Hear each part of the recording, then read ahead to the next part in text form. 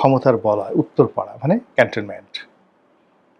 আমাদের ক্ষমতার বলয় সিভিল সোসাইটি, বুদ্ধিমান লোকজন, তারা কোনো কাজ করে না, কিন্তু তারা সমাজকে একটা ব্যালেন্সের মধ্যে রাখে।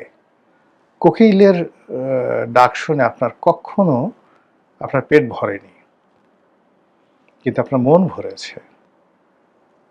কোকিল কখনো কোকিলের ডিম কেউ আমরা খাই না। কোকিল বা টিয়া পাখি বা অন্য যে সমস্ত মানে প্রাণী, যেমন ধরুন বাঘ, রয়্যাল বেঙ্গল টাইগার, আমরা বাঘের মাংসও খাই না, দুধও খাই না, কিচ্ছু খাই না, কিন্তু এগুলো আমাদেরকে প্রশান্তি দেয়, আমাদের অস্তিত্ব প্রমাণ করে। আমরা বাঘ দূর থেকে মনে হয় যে দ্যাট শুড বি, এরকম হওয়া উচিত। তেমনি সমাজে বুদ্ধিজীবী শ্রেণী, সমাজে বিচারক শ্রেণী, সমাজে সাংবাদিক শ্রেণী, সমাজে ক্যান্টনমেন্ট, পুলিশ, এই যে বড় বড় পদ পদবীগুলো আছে, এগুলো সমাজে পিলার হিসেবে কাজ করে, রাষ্ট্রের পিলার হিসেবে কাজ করে।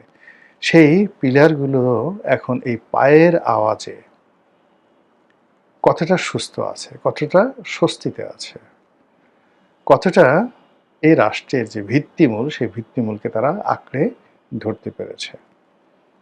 যদি সেটি না হয়, তাহলে পুরো দেশ জাতি, এই 18 কোটি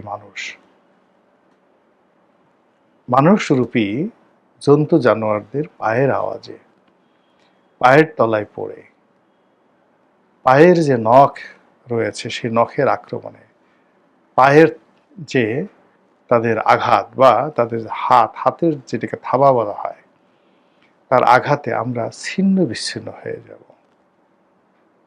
মহান আল্লাহ রাব্বুল আলামিন আমাদেরকে বিপত্তি থেকে রক্ষা করুন, হেফাজত করুন। আসসালামু আলাইকুম ওয়া রাহমাতুল্লাহি ওয়া বারাকাতুহু।